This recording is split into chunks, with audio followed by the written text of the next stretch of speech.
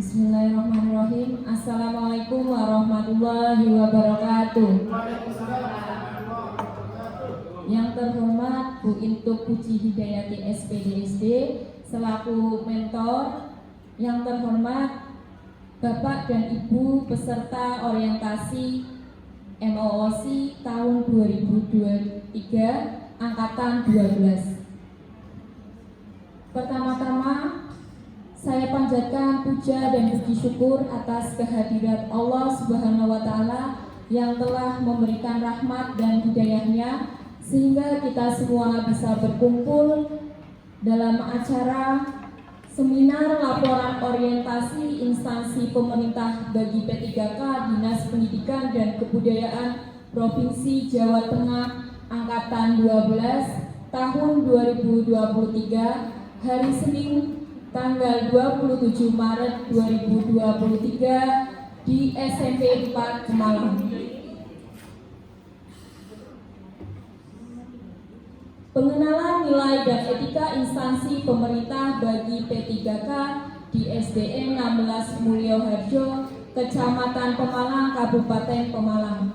Sebelumnya, izinkan saya memperkenalkan diri. Nama saya Intan Larasati SPD. Jabatan saya ahli pertama guru kelas instansi di SDN 16 Mulyoharjo dengan mentor Bu Intuk Puji Hidayati SPDSD. Di sini tujuan instansi atau unit kerja mandiri ada dua, yaitu tujuan strategis dan tujuan teknis. Adapun tujuan instansi atau unit kerja mandiri di SD 16 Mulyoharjo, yang pertama di sini tujuan strategisnya yaitu yang pertama meningkatkan mutu, efektivitas dan efisiensi penyelenggara pendidikan di SD 16 Mulyoharjo, Koordinator Wilayah Kecamatan Pemalang, Kabupaten Pemalang. Kemudian yang kedua, mengupayakan perluasan dan pemerataan kesempatan memperoleh pendidikan yang bermutu seimbang dalam mencerdaskan intelektual, emosi, mental, dan spiritual. Dan yang ketiga, di sini meningkatkan mutu pendidikan yang berkualitas dengan menyiapkan sarana dan prasarana yang memadai. Untuk selanjutnya di sini yang kedua, tujuan teknis. Adapun tujuan teknisnya di sini ada 5. Yang pertama, menyusun program, jadwal kegiatan, dan deskripsi tugas yang mendukung pelaksanaan pendidikan dan pembelajaran. Yang kedua, memanfaatkan dan meningkatkan kemampuan sumber daya manusia sebagai pelaksana pendidikan dan pembelajaran. Yang ketiga, melengkapi sarana dan prasarana yang menunjang pelaksanaan pendidikan dan pembelajaran yang efektif. Yang keempat, melakukan inovasi dalam pembelajaran untuk meningkatkan mutu proses dan hasil belajar. Dan yang kelima, memanfaatkan dan menyiapkan lingkungan sekolah sebagai lingkungan pendidikan dan sumber belajar yang mendukung aktivitas sekolah. Selanjutnya di sini ada rencana hasil kerja pimpinan SDN 16 Mulyoharjo. Ada 3, yang pertama meningkatnya partisipasi masyarakat dalam menempuh pendidikan pada jenjang PAUD dan pendidikan dasar. Yang kedua, terlaksananya pokok manajerial, pengembangan kewirausahaan dan supervisi kepada guru dan tenaga kependidikan. Yang ketiga, terlaksananya direktif pimpinan yang sesuai dengan sasaran kinerja organisasi, perjanjian kontrak, tugas pokok jabatan kepala sekolah pendidikan. Di sini ada rencana kerja P3K tahun kontrak pertama saya di SDN 16 Mulyoharjo tahun 2022-2023. Yang pertama di sini ya, tahap pertama ada kegiatan tentang aktualisasi, di mana tahapan kegiatannya yang pertama adalah berkonsultasi dengan mentor. Ini saya berkonsultasi dengan Bu Intuk ya untuk memperoleh ya hasil-hasil dari program Ya, kemudian yang kedua menerima saran dan masukan dari mentor. Rencana kerja P3K yang telah saya buat ini kemudian diberikan saran serta masukan dari mentor saya. Kemudian yang ketiga melaksanakan program. Adapun output atau hasil kegiatan dan tahapannya adalah yang pertama adanya izin dari mentor, yang kedua tercatatnya saran dan masukan, dan yang ketiga persetujuan dengan mentor. Selanjutnya di sini ada penerapan nilai-nilai berakhlaknya, yaitu akuntabilitas, yaitu melaksanakan konsultasi secara jelas dan bertanggung jawab. Di sini tahapan yang kedua kegiatannya adalah penerapan proyek profil pelajar Pancasila dengan tema gaya hidup berkelanjutan.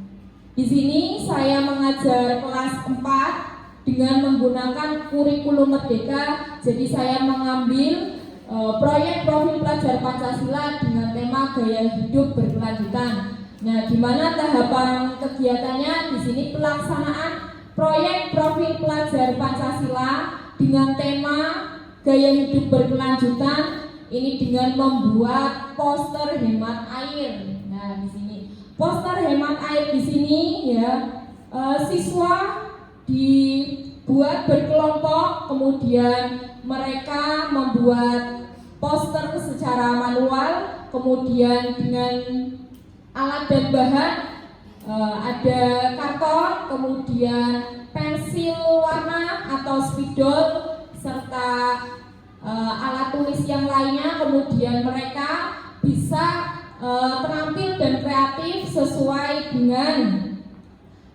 pengalaman dan apa yang mereka peroleh secara nyata. Kemudian di sini output atau hasil kegiatan dan tahapannya adalah yang pertama terlaksananya proyek profil pelajar Pancasila dengan tema gaya hidup berkelanjutan. Yang kedua, di sini siswa terampil dan kreatif dalam membuat poster. Nah, yang selanjutnya di sini ada penerapan nilai-nilai etika. Ada dua, yang pertama etika publik. Proyek profil pelajar Pancasila dengan tema gaya hidup berkelanjutan dengan baik dan benar. Kemudian yang kedua kolaboratif. Siswa bekerja sama dalam menyelesaikan poster. Di sini menyelesaikan secara bekerja sama karena mereka tadi berkelompok ya, bekerja sama sehingga bisa menyelesaikan poster dengan benar. Kemudian selanjutnya di sini ada tahap ketiga, yaitu kegiatannya adalah membiasakan melaksanakan proyek profil pelajar Pancasila. Dengan adanya kegiatan tersebut membuat poster hemat air, di sini siswa diharapkan ya membiasakan melaksanakan proyek profil pelajar Pancasila yang telah dilaksanakan. Kemudian tahapan kegiatannya yaitu terlaksananya proyek profil pelajar Pancasila tema gaya hidup berkelanjutan dengan membuat poster hemat air. Di sini para siswa setelah melaksanakan tugas tersebut membuat poster hemat air ya, kemudian di sini ada outputnya. Yang pertama terlaksananya proyek profil pelajar Pancasila.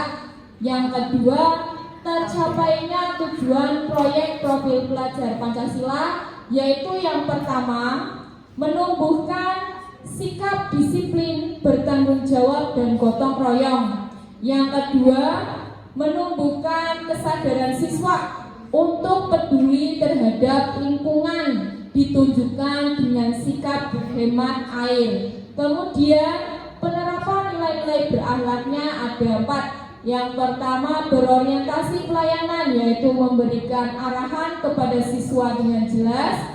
Yang kedua akuntabilitas, memberi arahan kepada siswa agar melaksanakan proyek profil pelajar Pancasila ini dengan disiplin dan bertanggung jawab.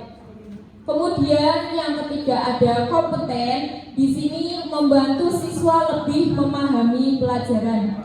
Dan yang terakhir di sini ada adaptif, yaitu mengikuti perkembangan dan penyesuaian kurikulum yang ada. Kurikulum di sini kelas 4 yaitu kurikulum Merdeka. Demikian laporan yang saya paparkan.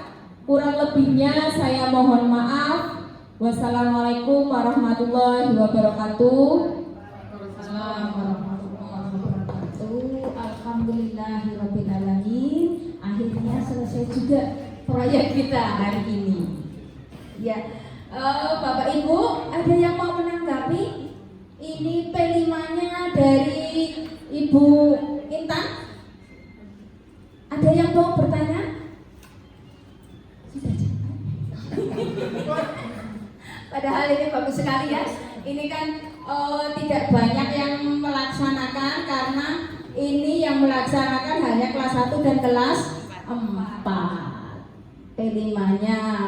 Jadi ini salah satu contoh dari Bu Intan, bagus sekali sudah melaksanakan P5 yang kemarin juga bisa untuk P5 ya, Pak Aris ya.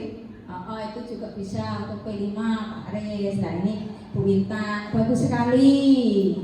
Jadi nantinya dikembangkan untuk kedepannya terus menerus dilaksanakan. Ya, walaupun kalau P5 itu satu semester 1 ya. Iya, maksimal malah ya. Maksimal itu 1 kalau P5. Begitu? Iya, silahkan ditutup. Oh, sudah ditutup.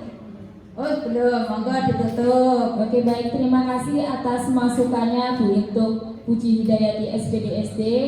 Demikian seminar laporan orientasi P3K yang bisa saya paparkan. Kurang lebihnya saya mohon maaf. Wassalamualaikum warahmatullahi wabarakatuh. Waalaikumsalam.